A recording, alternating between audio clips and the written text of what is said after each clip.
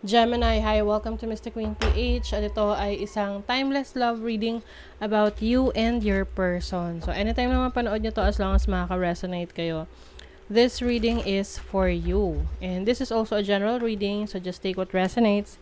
Watch your Sun, Moon, Rising, Venus for other messages. And thank you sa lahat ng mga sumusuporta dito sa ating channel. Just a reminder, gamitin nyo lamang ang reading na to bilang gabay. Pa-follow, like na rin ang ating Facebook at TikTok. Lahat po yan, Mr. Queen PH. Like, share, subscribe. Turn on post notifications para lagi kayong updated sa ating mga readings. And if you're interested in private readings, meron tayong link sa description at sa pinned comment. Okay, Gemini, let's see your energies, you and your person. Gemini. Okay. What's going on sa inyong relationship?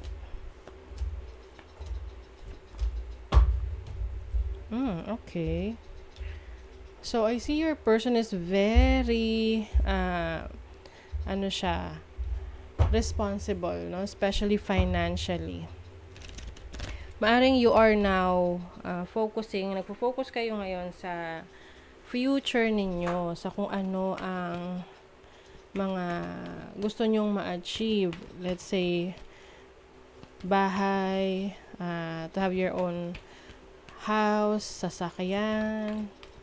What is the Queen of Pentacles? Nine of Wands. Yes, you've been working really hard for this relationship na mag-work. You may be dealing with an earth sign, Taurus, Virgo, or Capricorn, or an Aquarius.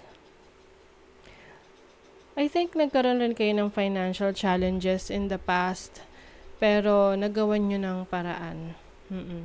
So ngayon, medyo maingat talaga kayo sa inyong paggastos, no? Some of you, maaring nagkaroon ng issue or problema sa in-laws, no? So, kung parent ng inyong partner. So, pwedeng reversal, yung partner mo nagkaroon ng problema sa parents mo, or ikaw nagkaroon ka ng problema sa parents niya. Pero, nanindigan kayo pareho for this relationship. Yung iba, pwedeng bago pa lang itong relationship nyo, pwedeng bagong kasal, or bagong commitment. What is the King of Pentacles? The Queen of Swords. Pero I feel like your person is masyado siyang stricto. May pagkakuripot yung person mo. Oo, pero hardworking. Been doing a lot of work para sa inyong relationship. I think naman kontento ka sa situation nyo ngayon. Oo, nakikita mo yung effort ng person mo. Kahit na medyo stricto siya, alam mo na napaka-responsable niya. Lalo na kung may anak na kayo, no? Very responsible. And then, yan yung reason kung bakit minamahal mo siya na lalo. Napaka-responsable. And, pagdating sa sa anak, maayos siyang mag-provide para sa mga anak. Kung meron na kayong anak. Pero kung wala naman kayong anak, maaring very supportive siya sa mga gusto mong gawin, lalo na kung ito ay may kinalaman sa negosyo or pagkakakitaan. What is the Ace of Wands? Eight of Cups. I feel like gusto nyo mag-travel together somewhere na kayo lang kasi pwedeng naging very, very, very busy kayo. Or meron kayong mga pinag-awayan in the past na kailangan nyo ngayon ng oras at panahon para sa isa't isa. To make up for the losses. Let's see, what is the Star? In the near future, merong Hermit and Star. I think you will focus more on your hopes, your dreams, yung mga gusto nyo pang ma-achieve together. Kaya lang parang meron ditong energy na malungkot dahil parang pagod na siya. Oo, nakakapagod naman talaga. Kaya nga kailangan dito is meron kayong time, no? Balance rin yung inyong oras at panahon sa trabaho, sa career, and para sa isa't isa. Kasi yun yung bonding moments ninyo eh. That's your bonding moment. Oh, okay. Yung iba talaga sa inyo pwedeng nagkaroon ng separation or kung di man separation, nag-away kayo recently. Yeah, pero inayos. Nagkabalikan na work out itong relationship na to. Ang importante rin kasi is meron kayong kumbaga nagtitira kayo para sa sarili ninyo. Hindi lang puro sa person.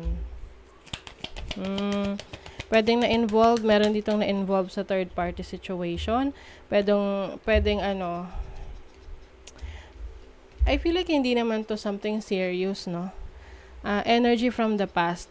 Maaring naging selos lang dahil nagkaroon ng communication sa past. Pwedeng ikaw or the person that you're dealing with, nagkaroon ng communication sa past. So, syempre, pag ganon, selos yan. Oo. Magiging reason for selos. But I think merong gumawa ng paraan para maayos. Kasi syempre, if your goal is to be with this person, kung talagang seryoso kayo sa isa't isa, gagawa kayo ng paraan para maayos yan.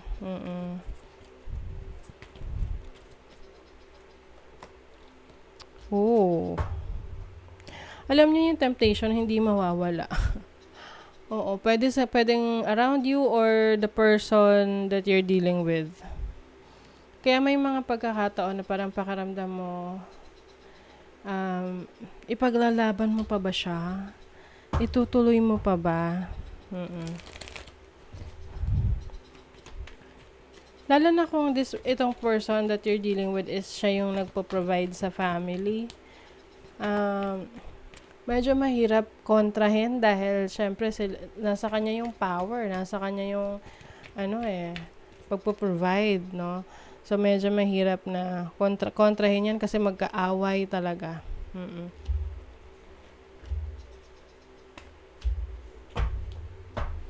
I think naman, regardless kung kayo yung magkakaroon ng problema or pag-aaway in the future, hindi naman yon sapat para maghiwalay kayo. Meron at merong gagawa ng paraan para maayos yung relationship ninyo. I feel like you have a very deep connection with your person, like yung love nyo for each other, lalo na kung meron na kayong anak at meron na kayong mga naipundar together. So, in the near future, I feel like magkakaroon ng pwedeng issue, problema sa temptation sa paligid, selos, pwedeng sa person mo or sa'yo. But eventually, you will realize na hindi yun dahilan para masira kung ano yung nasimulan ninyo eh. Kasi parang kahit na mag-away kayo, babalik at babalik pa rin kayo sa isa't isa. Ganon kalakas ang inyong connection, no? So, siguro meron lang isa sa inyo rito na hindi kumakalas. Yung tipong hindi nag-give up sa relationship. Pwedeng laging pinagbibigyan yung isa, pinapatawad.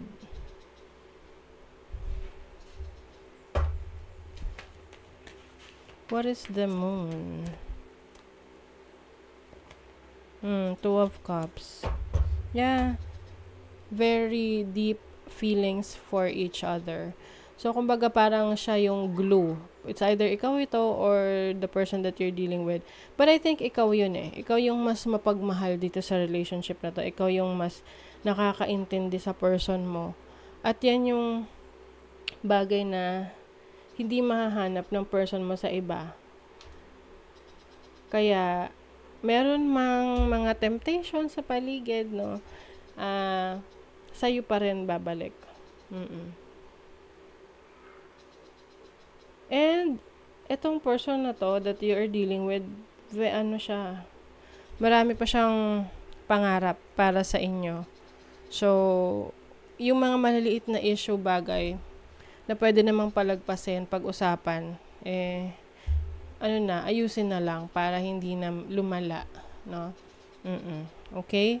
So, that is your reading, Gemini. Thank you so much. Bye!